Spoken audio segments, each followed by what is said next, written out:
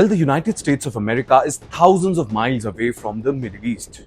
But Washington has never had the option, rather intention, of treating the region as distant. For decades, Israel anchored US power there, a loyal military ally and political partner that often acted as an extension of American will in the neighborhood.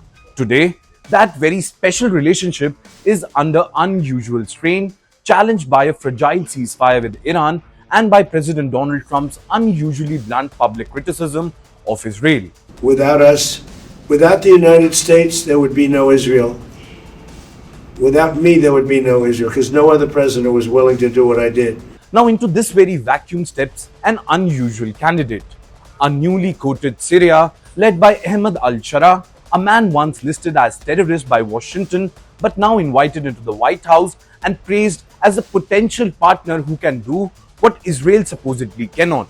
And I suggested to Israel to let Syria take care of Hezbollah. Because to be honest with you, I think they do a better job of doing it. I know what you are thinking. What about other US allies in the Middle East? Yes, there are other US partners in the region which still matters, from Saudi Arabia and UAE to Jordan and Egypt, but none of them carried the symbolic and strategic weight that Israel did for Washington.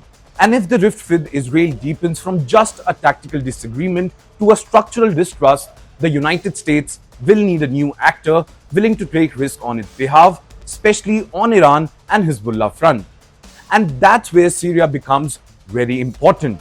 Emerging from years of civil war under a new leadership, hungry for international legitimacy and Western money.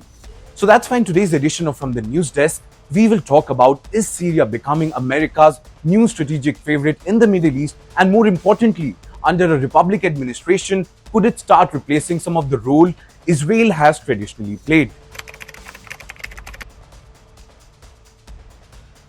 Well, the current tension begins with Iran's ceasefire, which is designed to curb regional escalation and underpins a broader US-Iran deal.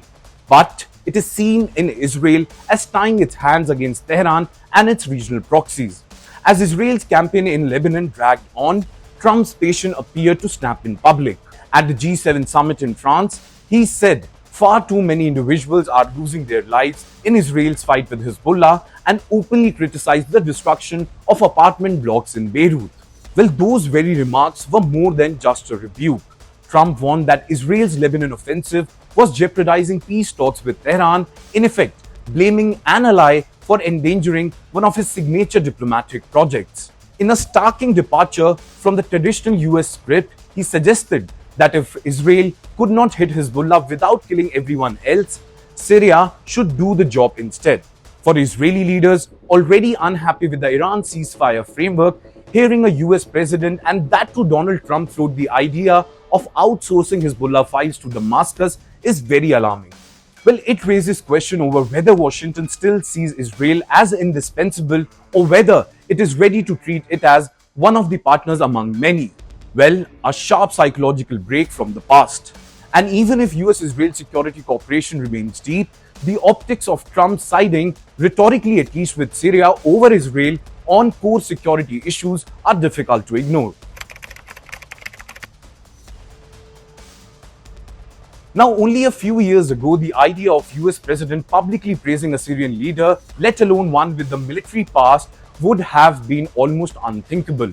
Diplomatic ties were frozen, US sanctions on Damascus had been in place for many decades, and Syria was more often the target of American strikes than the recipient of American praise.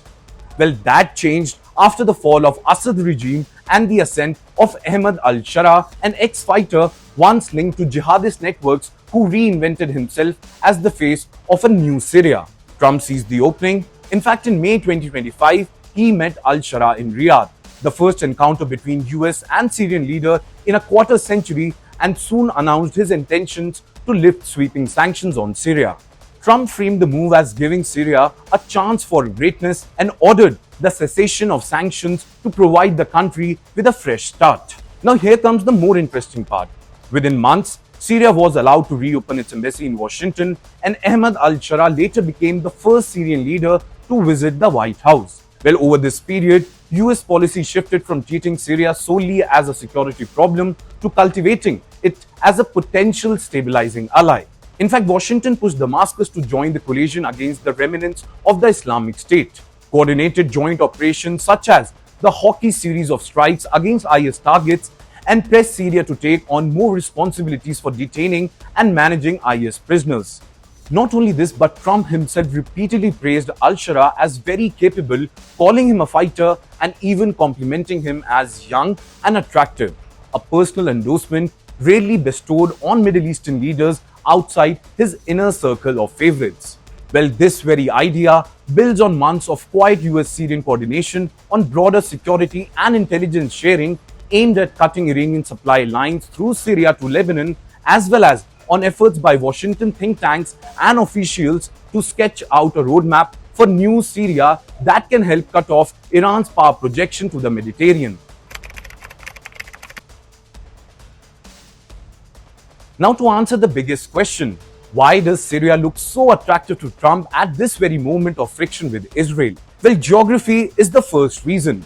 Syria sits at the center of the Levant, touching Turkey, Iraq, Jordan, Lebanon, and the Golan Heights, where Israel has built buffer zone. Now, any actor seeking to influence Iran's land corridor to the Mediterranean, the future of Hezbollah, and most importantly, the fate of Kurdish forces in the northeast must deal with Damascus. For a White House eager to reduce direct US military exposure while still shaping outcomes, a Syrian partner willing to project force on its own soil and beyond is very valuable. Now, leverage is another factor. Unlike Israel, which has robust institutions and alternative patrons, Syria remains economically devastated, sanction scared, and most importantly, heavily dependent on outside assistance, including potential Gulf and Western funds unlocked by any US-backed rehabilitation. Now, that asymmetry gives Washington an upper hand, suspending or reimposing sanctions, calibrating aid, offering or withholding diplomatic recognition that it does not have with Israel.